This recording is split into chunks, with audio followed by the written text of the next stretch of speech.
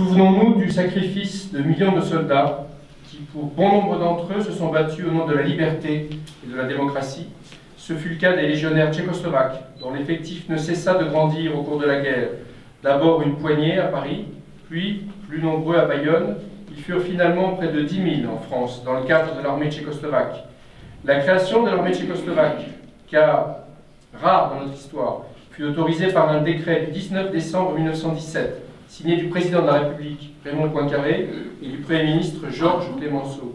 Ces troupes se battront pour l'indépendance de la Tchécoslovaquie, aux côtés des légions qui sont créées parallèlement en Russie et en Italie.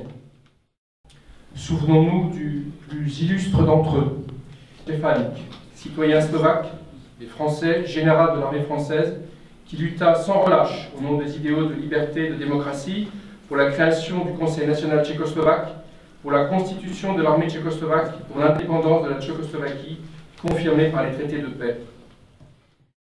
Cette histoire commune, ce moment fondateur, souligne les liens étroits entre la France et la Slovaquie, ainsi que l'attachement de la France à votre pays.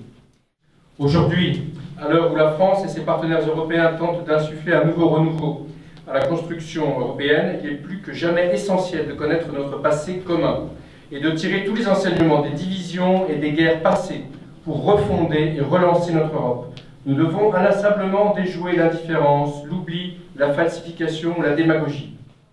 Cette année de commémoration constitue donc une pierre angulaire dans le processus de refondation européenne.